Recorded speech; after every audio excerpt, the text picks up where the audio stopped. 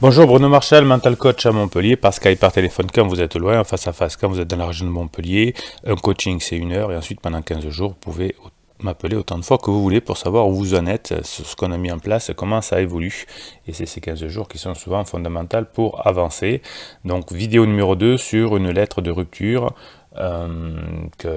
qui est paru sur internet et qui nous parle du fonctionnement des hommes et des femmes, et c'est très intéressant car ça peut vous aider dans votre façon de fonctionner. Et en tout cas je vais pouvoir, grâce à cette lettre, vous donner quelques astuces issues de mon expérience de coach depuis 1999, hein, c'est juste avec humilité ce que j'ai pu apprendre à force et grâce aux couples qui me consultent depuis plus de 20 ans, enfin depuis presque 20 ans.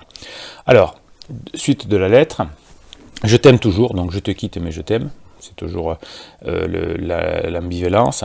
Ce n'est pas que je ne t'aime pas, enfin je t'aimerai toujours, voilà. Donc, la notion d'amour vous voyez que est mal comprise aujourd'hui.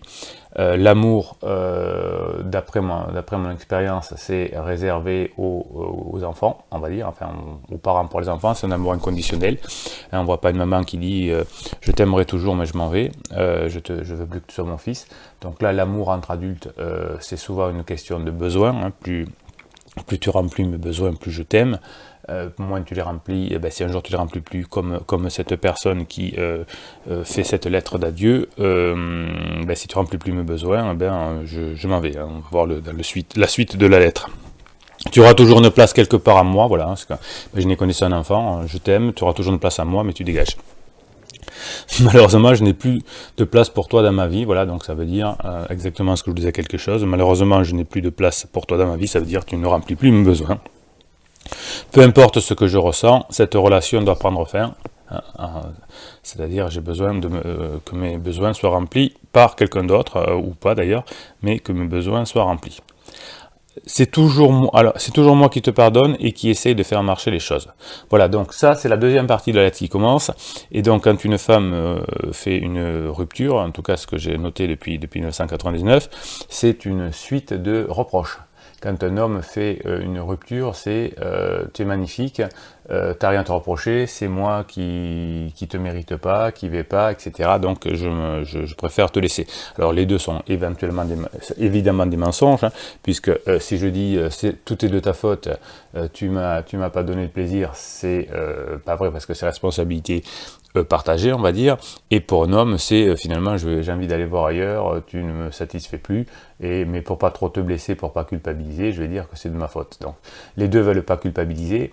Donc madame va dire si je culpabilise pas parce que si je m'en vais c'est que t'es nul, et monsieur dit je culpabilise pas parce que je n'accuse pas l'autre et je prends les responsabilités sur moi. Vous voyez que les deux sont un moyen de se rassurer. Alors, madame dit, c'est toujours moi qui te pardonne, qui essaye de faire marcher les choses. Donc, grosso modo, moi je suis bien et toi t'es nul. J'ai essayé de me mettre à ta place pour mieux comprendre d'où je viens. Mon cœur ne me permet plus de le faire, je n'en peux plus. Je trouve toujours des excuses à tes actes, mais ton comportement est inexcusable. Voilà, moi j'ai tout fait, je suis génial, j'ai essayé de te comprendre, je suis intelligente, mais toi vraiment, tu ne fais pas le moindre effort. D'ailleurs, vous voyez, alors j'avais lu vite fait la lettre, donc je la redécouvre véritablement maintenant. J'ai l'impression d'être la seule à essayer. Voilà, hein, donc c'est moi qui fais tous les efforts, toi t'es nul. Mon cœur indulgent a maintenu notre relation. Voilà, si on en est encore là, hein, t'as de la chance parce que c'est grâce à moi. Si je me sentais mal à propos de quelque chose qui s'est passé entre nous, je me sentirais bien après un certain temps. Vous voyez que cette façon de faire est finalement très traditionnelle dans la relation. Et madame va expliquer pourquoi, c'est-à-dire que finalement, j'ai l'impression d'avoir fait beaucoup d'efforts, j'ai l'impression d'être à bout, j'ai l'impression d'être parfaite, mais j'ai pas assez de compréhension. Voilà, on ne comprend pas tous les efforts que je fais dans la vie pour maintenir le couple. Et finalement, donc, j'ai un biais cognitif qui va faire que je vais avoir l'impression de vraiment avoir tout fait pour ne plus avoir de culpabilité. Voilà, ça c'était la deuxième partie de ce podcast sur la lettre de rupture, hein, je ne t'aime plus.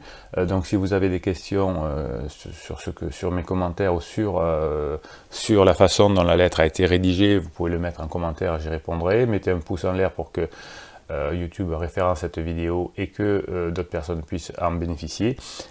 Partagez cette vidéo, abonnez-vous et on se retrouve très bientôt pour la troisième partie de la lettre.